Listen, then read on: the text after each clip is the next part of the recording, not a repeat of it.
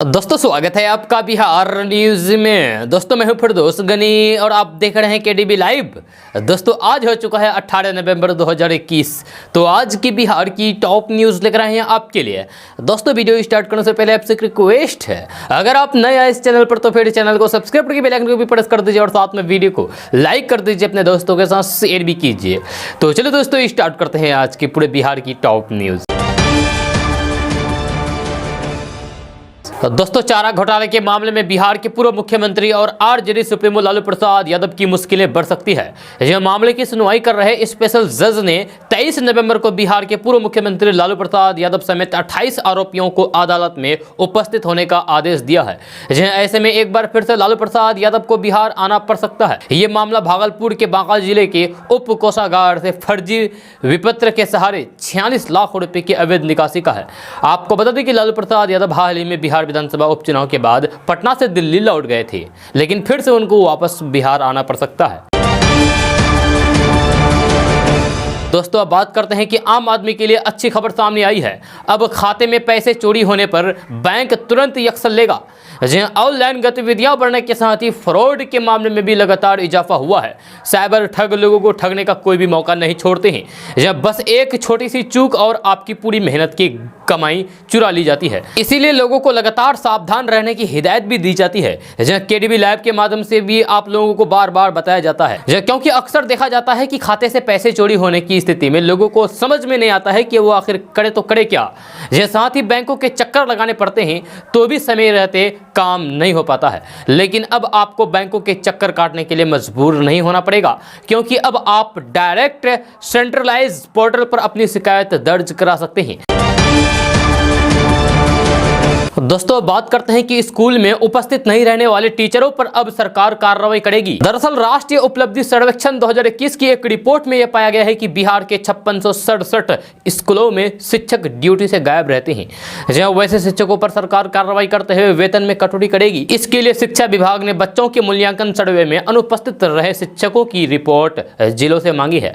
इस संबंध में केंद्र सरकार की ओर से 12 नवंबर को राष्ट्रीय स्तर पर यह सर्वेक्षण कराया गया था। इसमें 57 से 27 विद्यालयों में शामिल किया गया था। जानकारी के अनुसार सर्वेक्षण में अररिया में 4965, अरवल में 3357, औरंगाबाद में 4526, बांका में 4131, बेगूसराय में 4923, भागलपुर में 4722, भोजपुर में 4974, बक्सर में 4839, दरभंगा में 4820, गया में 4899, गोपालगंज में 4896, जमुई में 3893, जहानाबाद में 4016, कैमूर में 4115, कटिहार में 4372 और खगड़िया से 4252 बच्चे शामिल हुए। वहीं किशनगंज में 4446, लखीसराय में 3782, मधेपुरा में 3688, मधुबनी में, मुंगेर में 4149, मुजफ्फरपुर में 4306, नालंदा में 5378, नवादा में 3838, पश्चिमी चंपारण में 4378, पूर्णिया में 4590, पटना में 6123, पूर्वी चंपारण में 4378, रोहतास में 4973, सुपौल में 4456 और वैशाली में 4352 बच्चे शामिल हुए।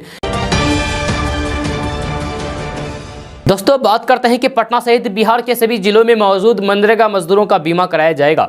इसको लेकर तैयारियां शुरू कर दी गई है। साथ ही साथ सभी जिलों के उपायुक्तों को इस संदर्भ में पत्र के माध्यम से दिशा निर्देश जारी कर दिया गया है। खबर के अनुसार केंद्र सरकार के निर्देश पर बिहार सरकार के मनरेगा आयुक्त सीपी खंडूजा ने बिहार के सभी जिलों के डीएम और डीडीसी और अपर जिला कार्यक्रम को पत्र जारी किया गया है, ताकि इस काम को किया जा सके। आपको बता दूं कि बिहार में मनरेगा मजदूरों को 100 दिन की रोजगार गारंटी के साथ साथ बीमा की सुरक्षा भी मिलेगी। इससे करीब 1,89,00,000 मजदूर परिवारों को फायदा होगा तथा उनके जीवन की कई परेशानियां भी दूर होगी। दोस्तों बात करते हैं कि पूर्णिया में पूर्व जिला परिषद सदस्य रिंटू सिंह की हत्या के 4 दिन बाद पुलिस ने कोर्ट से गिरफ्तारी के लिए वारंट लेकर आरोपी आशीष सिंह उर्फ अठिया और सुदेश सिंह के घर पर इश्तेहार चिपका दिया है। बनमखई एसडीपीओ कृपा शंकर आजाद ने कहा है कि इसके बावजूद भी वे अगर हाजिर नहीं हुआ या फिर गिरफ्तारी नहीं हुई तो जल्द ही उनके घरों की कुर्की की जाएगी। आपको बता दूं कि बीते 12 नवंबर को सरसी थाना के पास ही शाम 5 बजे के आसपास पूर्व जिला परिषद सदस्य रिंटू सिंह की गोली मारकर हत्या कर दी गई थी। इस हत्या कांड का सीसीटीवी फुटेज भी सामने आया था, जिसमें स्पष्ट दिख रहा है कि एक युवक जो मंत्री लेसी सिंह का भतीजा बताया जाता है, वह कई लोगों के सामने रिंटू सिंह को जाकर गोली मार देता है। यह रिंटू सिंह वहीं गिर जाता है। इसके बाद फिर वह दोबारा जाता है और फिर दोबारा गोली उसके नजदीक पर जाकर के मारता है। दोस्तों, अब बात करते हैं कि बिहार में चल रहे पंचायत चुनाव को लेकर अलग अलग पदों पर चुनाव लड़ने वाले प्रत्याशी मतदाताओं का विश्वास जीतने के लिए हर संभव कोशिश कर रहे हैं। इस दौरान प्रत्याशी मतदाताओं से कई तरह के लोक लुभाने वादे भी कर रहे हैं। इस बीच बिहार के गोपालगंज जिले के शेर पंचायत में एक अनोखा मामला सामने आया है, जहां मुखिया पद के एक प्रत्याशी ने आग के अंगारे पर चलकर लोगों को वादा निभाने का विश्वास दिलाया है। जहां गोपालगंज जिले के सिद्धवलिया प्रखंड क्षेत्र के शेर ग्राम पंचायत में 9वें चरण के तहत 29 नवंबर को मतदान होना है। इसे लेकर विभिन्न पदों पर किस्मत आजमा रहे सभी प्रत्याशी अपनी पूरी ताकत झोंक दी है। इस सिलसिले में शेर पंचायत में मुखिया पद के लिए भाग्य आजमा रहे मुन्ना महतो ने आग यानी कि अंगारे पर चलकर किए गए वादे को निभाने का वादा किया है। जहां उन्होंने खुद को देवी का भक्त बताते हुए कहा है कि वे अग्नि पर चलकर अग्नि परीक्षा दी है और वे जीतने के बाद बेहतर काम करेंगी, इसलिए वे अग्नि परीक्षा दी है। इस दौरान बड़ी संख्या में उपस्थित लोग जयकारा भी लगाते रहे। उन्होंने कहा है कि अन्य प्रत्याशी चुनाव में किए गए वादे को भूल जाते होंगे, लेकिन मैं भूलने वाला कभी नहीं हूँ। जो वादा कर रहा हूँ वह वादा निभाऊंगा। दोस्तों, अब बात करते हैं कि बड़ी खबर आ रही है बिहार के पूर्णिया जिले से, जहां नीतीश कुमार की समीक्षा बैठक के बाद ही 1800 लीटर शराब पुलिस ने जब्त कर लिया है। जहां ये शराब पश्चिम बंगाल से ट्रक में लोड करके मोतिहारी ले जाया जा रहा था। यह शराब माफियाओं ने पुलिस की आंखों में धूल झोंकने के लिए शराब के कार्टून को भैंसों की बोरी से ढक कर रखा था। पूर्णिया के वायसी थाना क्षेत्र के दलकुला चेक पोस्ट पर पुलिस ने एक ट्रक विदेशी शराब बरामद किया है। जहाँ वहीं मौके से 3 लोगों को भी गिरफ्तार किया है। दोस्तों, अब बात करते हैं कि बिहार के सरकारी स्कूलों में मिलने वाले मध्याह्न भोजन को लेकर सरकार ने बड़ा फैसला लिया है। ताज़ा रिपोर्ट्स के मुताबिक बिहार में पहली से 8वीं कक्षा तक के 1 करोड़ 19 लाख बच्चों को मध्याह्न भोजन परोसने की तैयारी चल रही है। यह खबर के अनुसार बिहार में कोरोना महामारी के कारण स्कूलों में मध्याह्न भोजन नहीं दिया जा रहा था। हालांकि बच्चों को चावल और मध्याह्न भोजन मद में खर्च होने वाली राशि दी जा रही है। अब अगले महीने से बच्चों को भोजन परोसा जाएगा। आपको बता दूं कि इसके लिए मध्याह्न भोजन निदेशालय की ओर से एक प्रस्ताव भी आपदा प्रबंधन समूह को भेज दिया गया है। जैसे ही इस प्रस्ताव पर मंजूरी मिलेगी, इसके बाद 2,32,000 रसोइयों को ड्यूटी पर लगाया जाएगा और बच्चों को भोजन दिया जाएगा। मिली जानकारी के अनुसार केंद्र सरकार ने मध्याह्न भोजन योजना नाम बदल दिया है। इसे केंद्र ने प्रधानमंत्री पोषण शक्ति निर्माण योजना का नाम दिया है। अब उस योजना को प्रधानमंत्री पोषण शक्ति निर्माण योजना के नाम से जाना जाएगा। दोस्तों, बात करते हैं कि बिहार के पूर्व उप मुख्यमंत्री और राज्यसभा के सदस्य सुशील कुमार मोदी ने आरजेडी के राष्ट्रीय अध्यक्ष लालू प्रसाद यादव को खुली चुनौती दी है। सुशील कुमार मोदी ने कहा है कि लालू प्रसाद यादव में यदि हिम्मत है तो वे घोषणा करें कि उनकी पार्टी अगले चुनाव शराबबंदी के मुद्दे पर लड़ेगी, और अगर गलती से सत्ता मिल गई तो पहली घोषणा के पहले मद निषेध को खत्म करनी होगी। यह सुशील कुमार मोदी ने कहा है कि जो लोग शराबबंदी को विफल बताते हुए सवाल पूछ रहे हैं, उन्हें अपने दौर की अराजकता, गरीबी, अपहरण, पलायन और नरसंहारों पर श्वेत पत्र जारी करना चाहिए। आगे उन्होंने लिखा है कि आईना शौक से जब भी उठाया करो, पहले खुद देखो फिर दूसरे को दिखाया करो। मंगलवार को किए गए ट्वीट में सुशील कुमार मोदी ने कहा है कि जिन राज्यों में शराबबंदी नहीं है, वहां भी जहरीली शराब से मौत की दुखद घटनाएं हुई है। दोस्तों, बात करते हैं कि आज़ादी को भीख बताने वाले बयान के बाद अब कंगना रनौत ने एक बवाल खड़ा कर दिया है। यह कंगना रनौत का नया बयान सामने आया है, जिसमें उन्होंने महात्मा गांधी का मजाक उड़ाते हुए ऐसा दावा किया है जो बेशक सबके होश उड़ा देने वाला है। इसके साथ ही कंगना रनौत ने सुभाष चंद्र बोस को लेकर भी बेहद अहम बातें कही है। दरअसल कंगना रनौत ने मंगलवार को एक नए विवाद को जन्म देते हुए दावा किया है कि सुभाष चंद्र बोस, भगत सिंह को महात्मा गांधी से कोई समर्थन नहीं मिला। कंगना रनौत ने महात्मा गांधी के अहिंसा के मंत्र का मजाक उड़ाते हुए कहा है कि दूसरा गाल आगे करने से भीख मिलती है, ना कि आजादी। आपको बता दें कि बीते हफ्ते भी कंगना रनौत ने कहा था कि 1947 में भारत को आजादी नहीं बल्कि भीख मिली थी। असली स्वतंत्रता यानी कि आजादी 2014 में मिली, जब नरेंद्र मोदी की सरकार सत्ता में आई।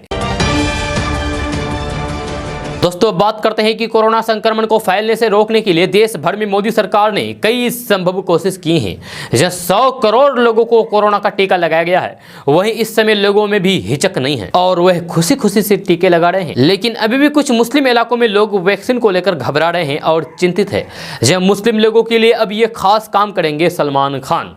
जहां ऐसे में महाराष्ट्र सरकार ने बॉलीवुड के भाई सलमान खान से मदद मांगी है। महाराष्ट्र सरकार ने एक्टर यानी कि सलमान खान से गुजारिश की है कि वे लोगों के बीच वैक्सीन को लेकर जागरूकता फैलाने में उनकी मदद करें। यह बात महाराष्ट्र के स्वास्थ्य मंत्री राजेश टोपे ने कही है।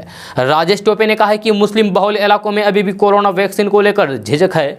हमने मुस्लिम समुदाय को वैक्सीन लगवाने के लिए प्रेरित करने के लिए सलमान खान और धर्मगुरुओं की मदद लेने का फैसला किया है। राजेश टोपे ने आगे कहा है कि धार्मिक नेताओं और फिल्म अभिनेताओं का बहुत प्रभाव होता है।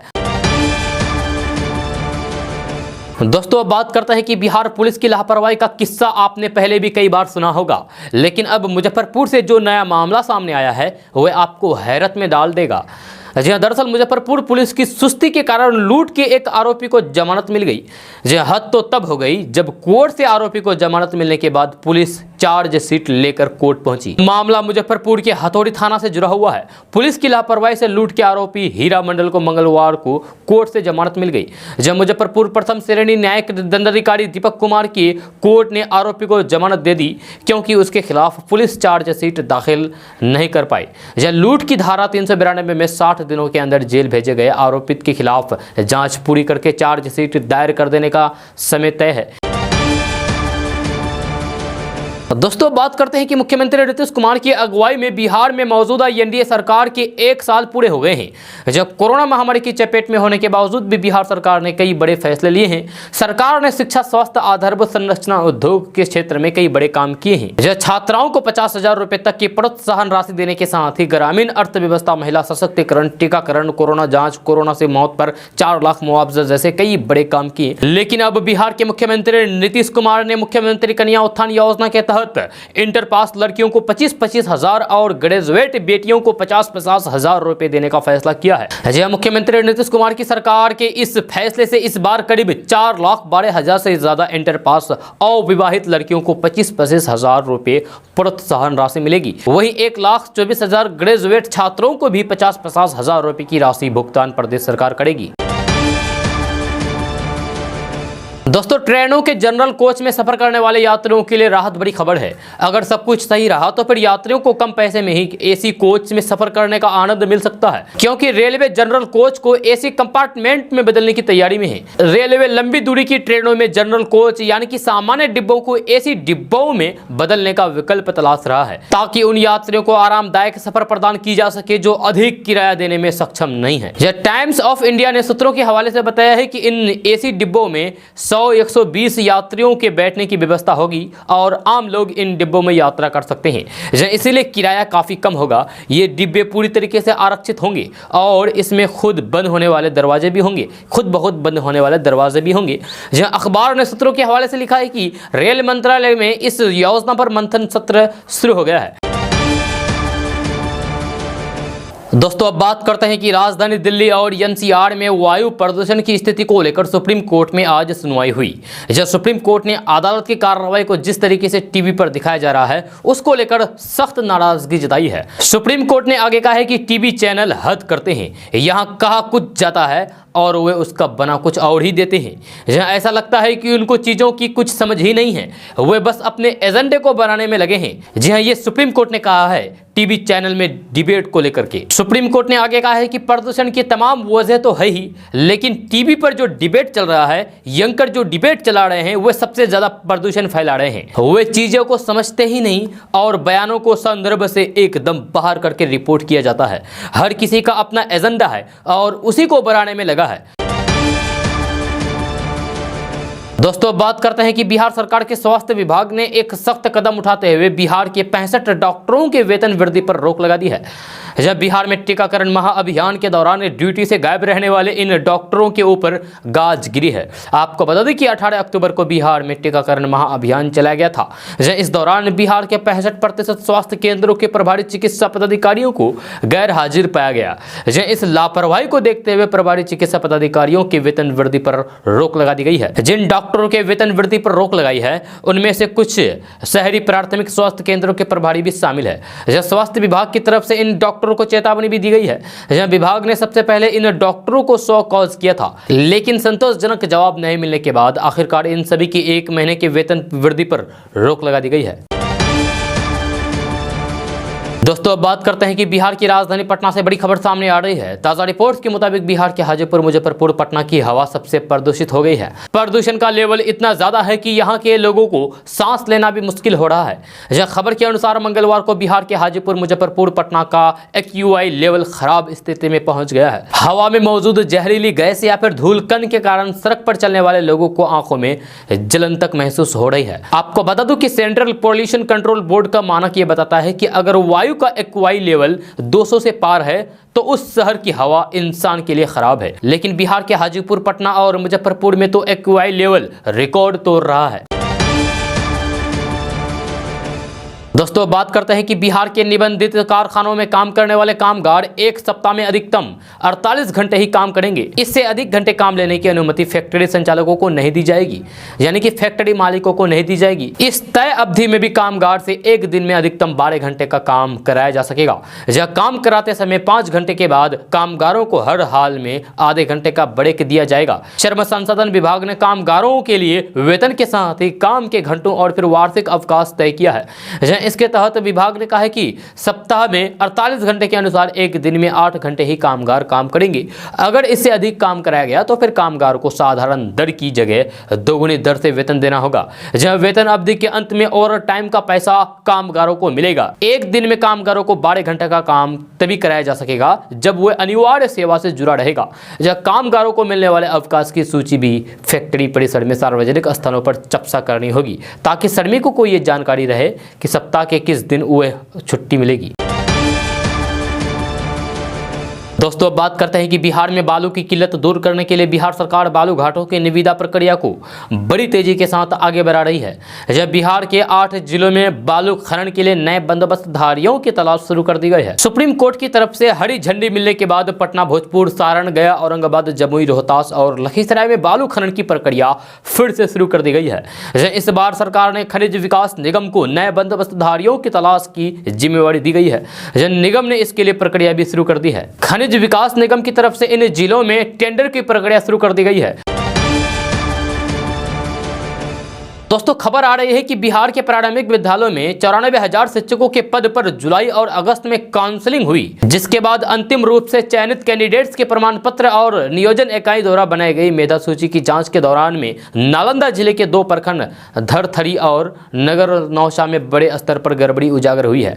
यह जानकारी के अनुसार चयनित कैंडिडेट के मेगा अंक 20% तक बढ़ाए गए हैं और वही फर्जी प्रमाण पत्र वाले उम्मीदवार भी शिक्षक पद पर चुन लिए गए हैं। जब नालंदा जिले के जिला शिक्षा पदाधिकारी ने खुद शिक्षा विभाग को इन गड़बड़ियों से अवगत कराया तो शिक्षा विभाग के अपर मुख्य सचिव संजय कुमार ने इसे गंभीरता से लेते हुए इन दोनों प्रखंडों में 10 अगस्त को हुई काउंसलिंग को रद्द कर दिया। दोस्तों अब बात करते हैं कि बिहार में अब ठंड महसूस होने लगी है। बिहार का मौसम अगले 2 से 3 दिन शुष्क बने रहने का अनुमान है। मौसम विभाग की माने तो सीमांचल, मिथिलांचल और राजधानी पटना समेत लगभग पूरे बिहार में सुबह कोहरा छाया रहेगा।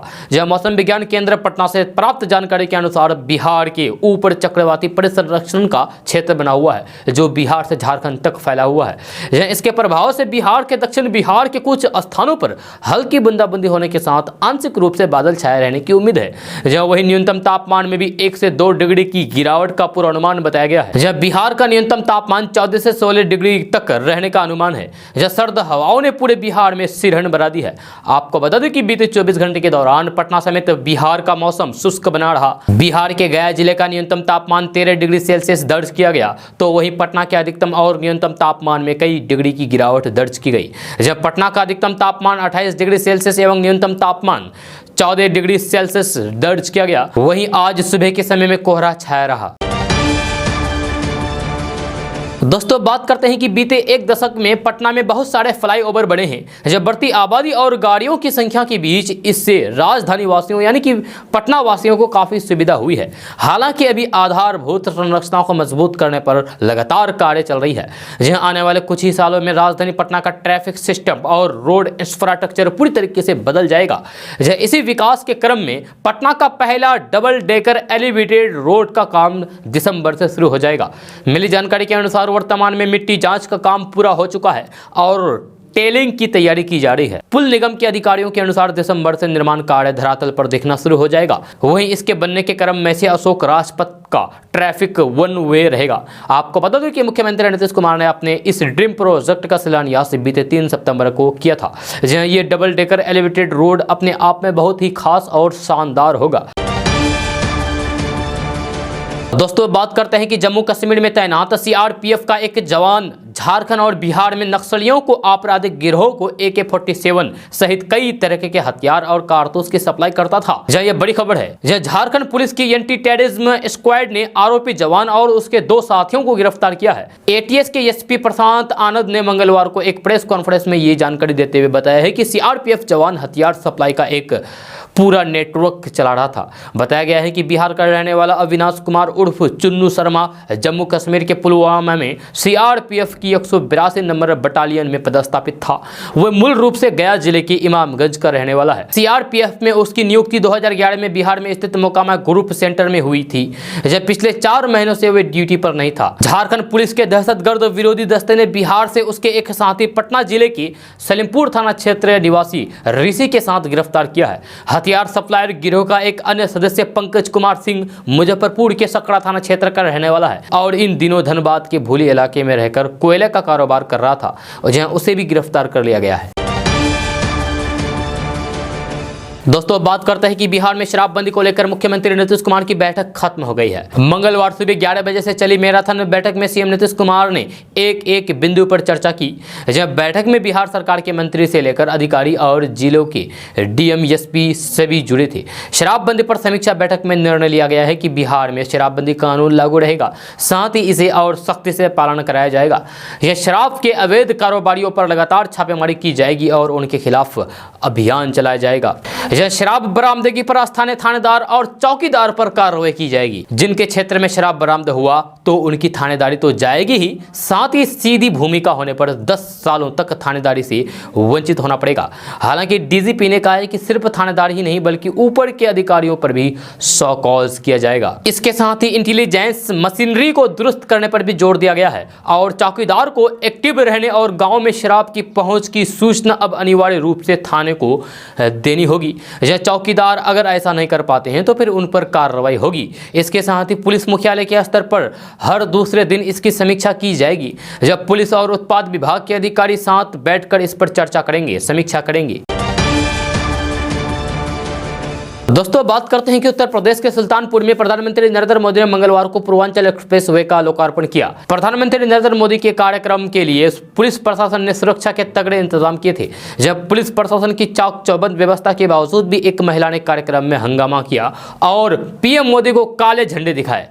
यह हुआ ये कि प्रधानमंत्री नरेंद्र मोदी की जनसभा में एक महिला आगे बैठी थी। PM मोदी ने जैसे ही संबोधन शुरू किया, सबसे आगे की कतार में बैठी महिला अचानक उठ खड़ी हुई और गैलरी में आ गई। जहां महिला ने PM मोदी को काला झंडा दिखाने की कोशिश की और मोदी योगी के खिलाफ नारेबाजी भी की। गैलरी में पहुंची महिला को देखकर सुरक्षा कर्मी तत्काल उसकी तरफ लपके। सुरक्षा कर्मियों ने महिला के हाथ से काला झंडा छीन लिया और उसे हिरासत में लेकर जनसभा स्थल से बाहर ले गए। दोस्तों उत्तर प्रदेश में विधानसभा चुनाव आने वाले हैं। लगातार समाजवादी पार्टी, बहुजन समाज पार्टी और कांग्रेस BJP पर निशाना साधने में लगी है, तो वही मुख्यमंत्री योगी आदित्यनाथ PM मोदी के साथ मिलकर जनता को अपने विकास के काम गिनाने में लगे हैं।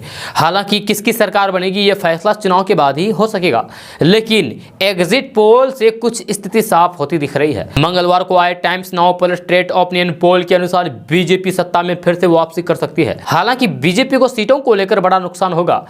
2017 के विधानसभा चुनाव में 312 सीटें जीतने वाली बीजेपी को 2022 के विधानसभा चुनाव में 239 से 245 सीटें ही मिलने के आसार हैं। इतनी सीटों के साथ बीजेपी पूर्ण बहुमत की सरकार बनाने में कामयाब हो सकती है। 403 सीटों वाली विधानसभा में बहुमत के लिए 202 सीटें होनी जरूरी है। हाल ही में एबीपी वोटर का सर्वे आया था। इस सर्वे के रिजल्ट में भी बीजेपी उत्तर प्रदेश की सत्ता में फिर से आ सकती है। वहीं समाजवादी पार्टी और उसके साथ गठबंधन के साथ ही दूसरे नंबर पर आ सकते हैं। इस सर्वे में बीजेपी को 213 से 221, सपा को 152 से 160, बहुजन समाजवादी को 20, कांग्रेस को 6 से 10 और अन्य को 2 से 6 सीटें मिली थी। दोस्तों बात करते हैं कि नवादा के एक युवक को गया में बंधक बनाकर जबरन शादी करा दी गई।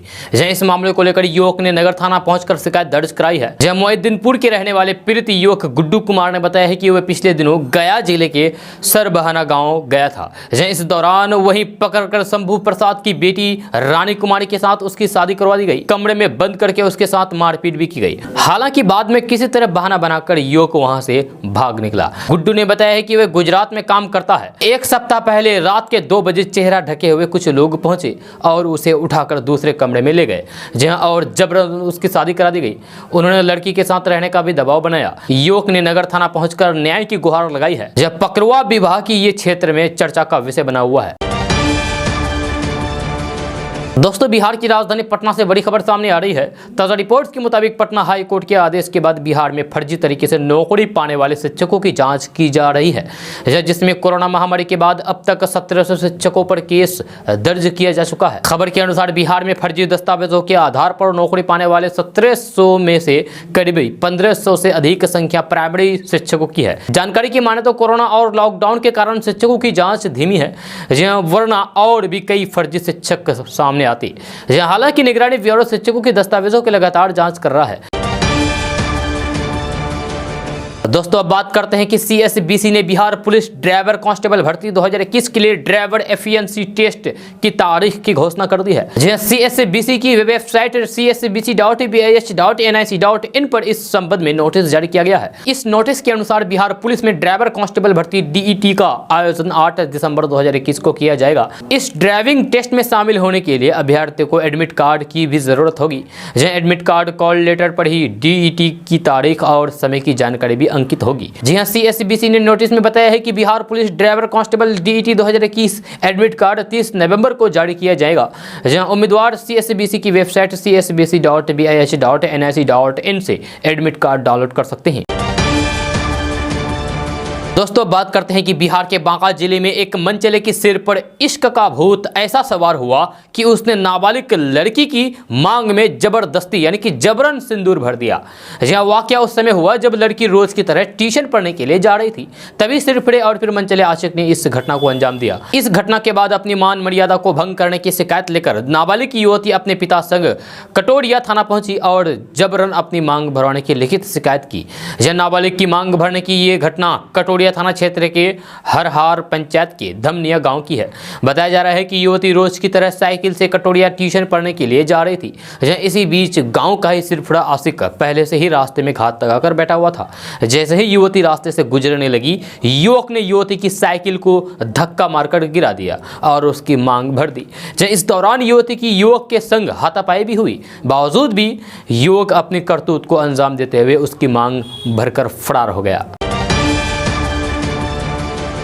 दोस्तों बात करते हैं कि केंद्र की मोदी सरकार वन नेशन वन रजिस्ट्रेशन कार्यक्रम के तहत जमीनों के लिए एक यूनिक रजिस्ट्रेशन नंबर जारी करने के बारे में विचार कर रही है। इस कार्यक्रम के तहत जमीनों के दस्तावेजों की सहायता से उनके रिकॉर्ड को डिजिटली दर्ज किया जाएगा। केंद्र सरकार का टारगेट 2023 तक पूरे देश से लैंड रिकॉर्ड को डिजिटल करने का है, यानी कि जमीन को डिजिटल करने का है। मीडिया से बातचीत में केंद्रीय ग्रामीण विकास एवं पंचायती मंत्री गिरिराज सिंह ने कहा है कि मार्च 2023 तक पूरे देश में भूमि का यानी कि जमीन का डिजिटल रिकॉर्ड होगा। जी हां, उन्होंने कहा है कि आने वाले दिनों में केवल एक क्लिक पर आपके जमीन से संबंधित डॉक्यूमेंट्स आपके सामने होंगे। जब देश में कहीं भी किसी भी स्थान पर आप अपनी जमीन से जुड़ी बातों की जानकारी हासिल कर सकते हैं। दोस्तों दोस्तों अब बात करते हैं कि बिहार के सरकारी स्कूलों में पढ़ाने वाले गुरुजी यानी कि शिक्षक शैक्षणिक कार्य को छोड़कर दूसरा काम नहीं करेंगे, सिर्फ पढ़ाते रहेंगे। यह शिक्षा विभाग में शिक्षकों की प्रतिनियुक्ति रद्द करने का फैसला किया है। यह प्रतिनियुक्ति के आधार पर दूसरी जगह अपनी सेवा दे रहे शिक्षकों को अब वापस स्कूलों में पढ़ाने का काम करना होगा। आपको बता दें कि शिक्षा विभाग की स्थापना के डीपीओ अरुण कुमार मिश्रा ने सभी प्रखंड विकास पदाधिकारी और नियोजन इकाई को गैर शैक्षणिक विभाग में कार्य कर रहे शिक्षकों का परियोजना रद्द करने को लेकर पत्र लिखा है। दोस्तों अब बात करते हैं कि मंगलवार को मुख्यमंत्री नीतीश कुमार की अध्यक्षता में पटना में शराबबंदी को लेकर मैराथन बैठक हुई।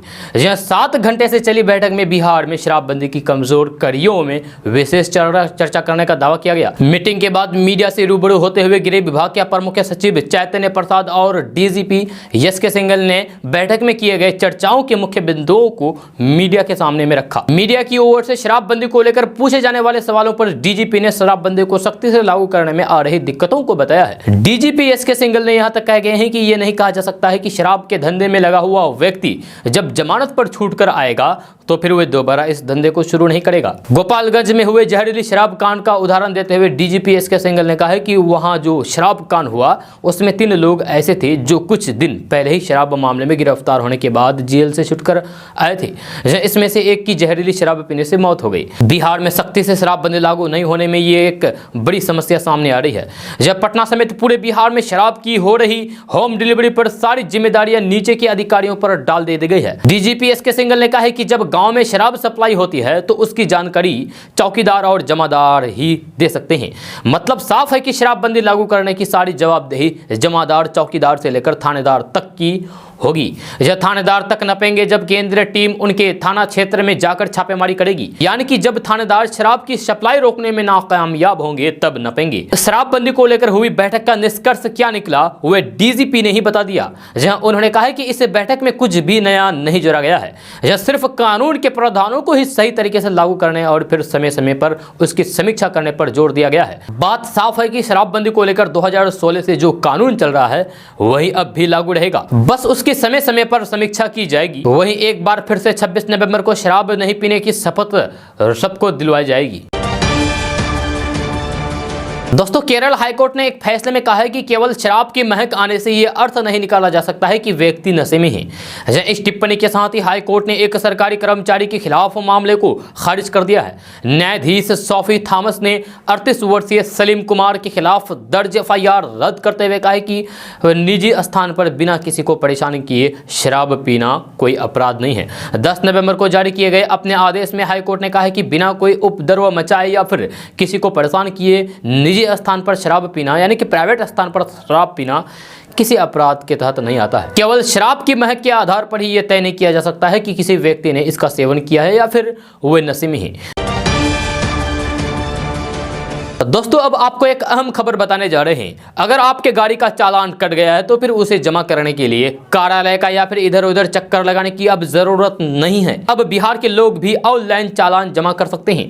जहां परिवहन विभाग ने मंगलवार को यह सुविधा शुरू कर दी है। इस संबंध में सभी जिलों के संबंधित पदाधिकारियों को भी निर्देश जारी कर दिया गया है। परिवहन सचिव संजय कुमार अग्रवाल ने मंगलवार को बताया है कि बिहार के सभी जिलों में पहले से ही हैंड हेल्ड डिवाइस से ई चालान काटा जा रहा है। जहां अब इसे जमा करने की व्यवस्था भी ऑनलाइन कर दी गई है। आपको बता दूं कि अभी ई चालान काटे जाने पर लोगों को तत्काल जुर्माना देना पड़ता था। अगर कोई तत्काल जमा नहीं करता था तो फिर उसे संबंधित जिला परिवहन पदाधिकारी या फिर ट्रैफिक एसपी के कार्यालय में जाकर जुर्माना देना पड़ता था। ऐसे में लोगों के इन सब के झंझट से छुटकारा मिलने वाला है।